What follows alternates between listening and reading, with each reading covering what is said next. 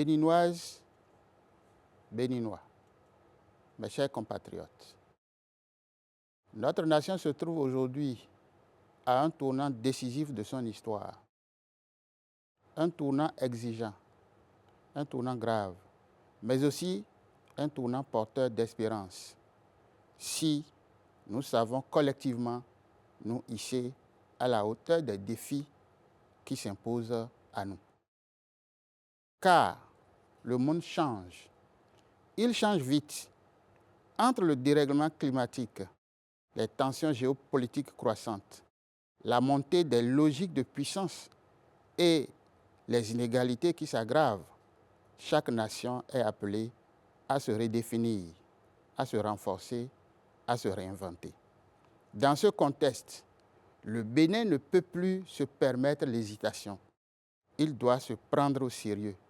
Il doit assumer son destin.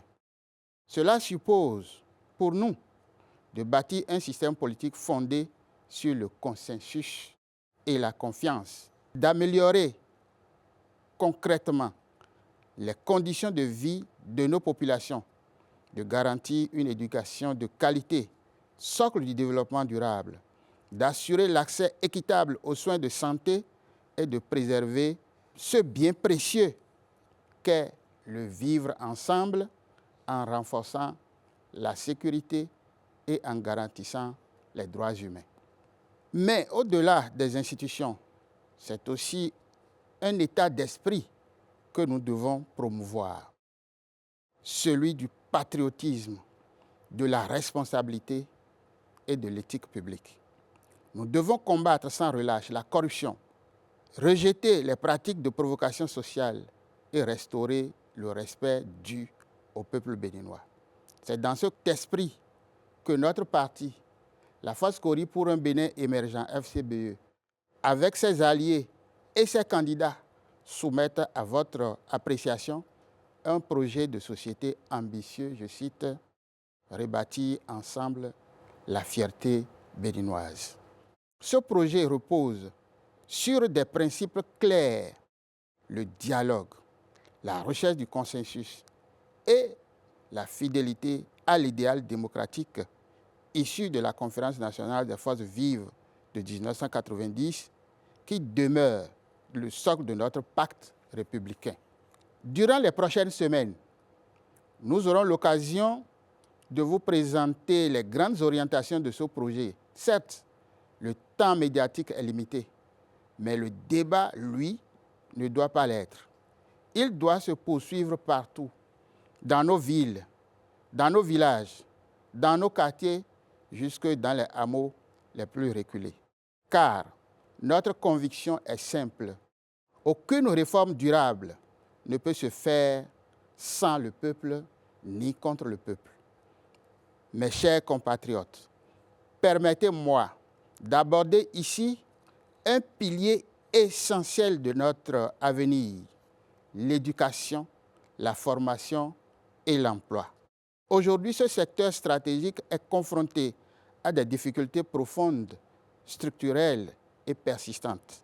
Il s'agit notamment de l'inadéquation des programmes d'études aux réalités du marché d'emploi, de l'insuffisance croissante des infrastructures entraînant des effectifs pléthoriques dans les salles de classe et les amphithéâtres, de la précarité des personnels enseignants, notamment les AME, du manque de formation continue, du blocage des carrières et de la démotivation générale, de l'insuffisance des centres de formation technique et des pôles universitaires spécialisés, des dysfonctionnements dans la gouvernance universitaire marquée par des nominations contestées, des difficultés liées à l'accès à l'enseignement préscolaire, des défaillances dans la gestion des stages et de l'insertion professionnelle, et enfin d'un taux de chômage des jeunes qui demeure préoccupant. Face à cette situation, notre responsabilité est claire, agir vite, agir juste, agir durablement. C'est pourquoi nous prenons devant vous des engagements fermes. Nous améliorerons les conditions de vie et de travail des enseignants en procédant à la régularisation de la situation des AME à travers leur intégration dans la fonction publique en fonction de leur ancienneté. Nous rétablirons la justice sociale en débloquant les avancements et en assurant les reclassements équitables. Nous investirons dans la formation continue à travers des programmes de recyclage et de perfectionnement des enseignants.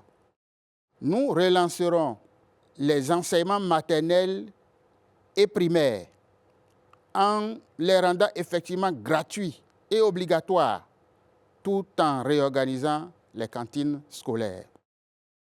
Nous recruterons des enseignants qualifiés et construirons les infrastructures adaptées pour répondre à la massification du système éducatif. Nous renforcerons en profondeur les œuvres universitaires afin qu'elles profitent réellement aux étudiants et mettront fin à leur privatisation de fait. Nous veillerons au respect rigoureux du système LMD tout en procédant aux réformes institutionnelles nécessaires. Nous introduirons une formation psychopédagogique renforcée pour les enseignants et réformerons les examens nationaux pour plus d'équité et de crédibilité. Nous encouragerons l'auto-emploi des jeunes en facilitant l'accès au financement et en soutenant les initiatives entrepreneuriales, notamment les start-up.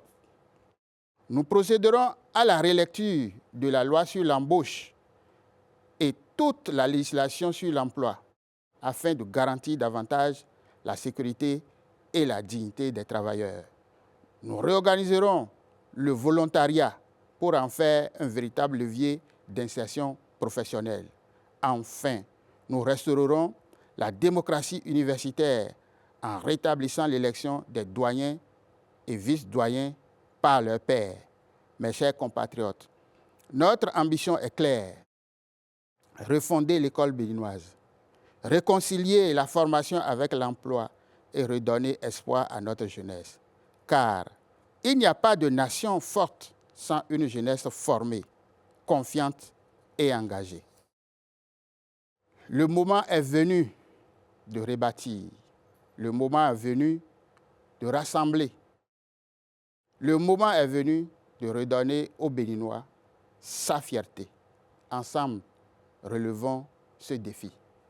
Vive la République. Prince Cascado.